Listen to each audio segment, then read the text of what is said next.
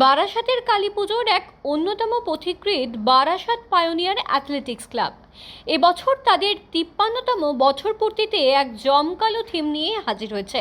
Club সভাপতি দেবব্রত পাল জানিয়েছেন, এবছরের থিম হল দক্ষিণ ভারতের ঐতিহাসিক ও রাজকীয় মহীশূর প্যালেস।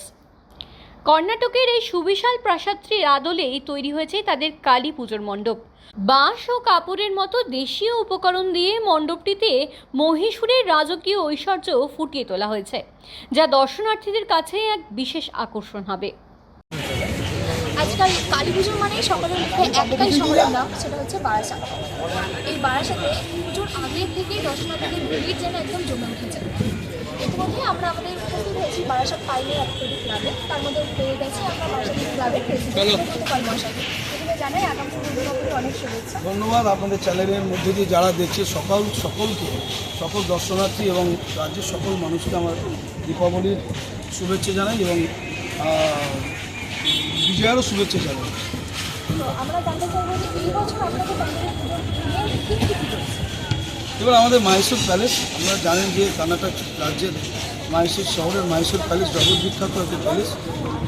হিন্দু সাম্রাজ্যের শ্রেষ্ঠ নিদর্শন, এটা একটা অন্যতম শ্রেষ্ঠ নিদর্শন। এবং ওয়েদারা সাম্রাজ্যের মহীশূরের ক্যাপিটাল ছিল এই মহীশূর প্যালেস। 1896-এর আগে এটা পুড়ে যায়। তারপরে একজন ব্রিটিশ স্থপতি তিনি তার নকশায় কিন্তু মহীশূর প্যালেস তৈরি হয়েছিল এবং 1912 সালে এটা আবার মানুষের জন্য খুলে দেওয়া। এখন এটা একটা জাদু, ওখানে একটা মিউজিয়াম করা হয়েছে। আমরা চেষ্টা করেছি পায়োনিয়ার, যেহেতু আমাদের একটা সামনে একটা বড় লেক রয়েছে, সেই জলাশয়টাকে ব্যবহার করে যাতে মহীশূর প্যালেসটা ফুটিয়ে তোলা যায়, তার সব রকম আমরা চেষ্টা করেছি। এবং আপনারা দেখছেন যে প্রচুর সংখ্যক দর্শনার্থী আসছে।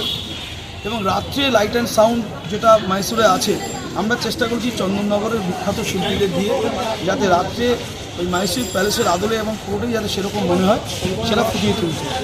তো এটাই করা হয়েছে। কত বছর ধরে এবার এবছর এটা নিয়ে আমাদের ৫৩তম বর্ষ, আমরা ৫৩তম বর্ষে করলাম। এবং সারা পশ্চিমবঙ্গের মানুষ পায়োনিয়ার অ্যাথলেটিক ক্লাব দর্শনার্থীদের জন্য কী প্রস্তাবিত করছে, এটা কিন্তু একটা কৌতূহল থাকে। আমরা কিন্তু প্রত্যেক বছর নতুন নতুন কিন্তু এইরকম দর্শনীয় যেগুলো মানুষের ভালো লাগবে, দর্শনার্থীদের ভালো লাগবে, সেইগুলো প্রস্তাবিত করি। এত বড় একটা পুজো পরিক্রমা প্যান্ডেল করতে গেলেও নানান সমস্যার সম্মুখীন হতে হচ্ছে। দেখুন, সমস্যা সেরকম হয় না, কারণ আমাদের এই পায়োনিয়ার অ্যাথলেটিক ক্লাবের আমাদের যে মূল এজেন্ডা, আমরা যেটা প্রত্যেক বছর আমাদের কালী পুজোটাকে কেন্দ্র করে আমাদের রক্তদান উৎসবও হয়, আমাদের দুর্গা উৎসবও হয়। কিন্তু আমাদের এটাই হচ্ছে মূল এজেন্ডা, যে আমরা কালী উৎসবটা বড় করে করি। আমাদের যেহেতু এটা একটা আমাদের একটা সবসময় পরিকল্পনার মধ্যে থাকে, স্বাভাবিকভাবে এটা করতে করতে আমাদের অভ্যস্ত হয়েছে, আমাদের আর কোনো সমস্যা হয় না। সবার প্রতি লাস্ট একটাই করবো যে বারাসাতের একদম 100 আমাদের রাজ্য সরকার এবং পুলিশ প্রশাসন, আমিও আপনাদের সঙ্গে একমত যে শব্দ দূষণ করে বা শব্দবাদী কেউ ব্যবহার করবেন না। যেগুলো আমাদের পুলিশ পারমিশন বা রাজ্য সরকার যে পারমিশন দিয়েছে, যে আমাদের যে লিমিটেশন দিয়েছে, সেই লিমিটেড বাজিগুলোই ফাটানো উচিত। মানে আমার আনন্দের কারণে যেন কারোর নিরানন্দ না হয়, সেটা কিন্তু নিশ্চিতভাবে আমাদের সকলকে দেখতে হবে।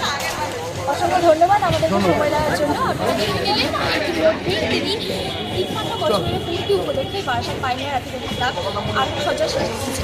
ক্যামেরায় হিমাদ্রি ব্যানার্জি রিপোর্টের সাথে সুতপা বর্মনের রিপোর্ট, ভিশন প্লাস নিউজ।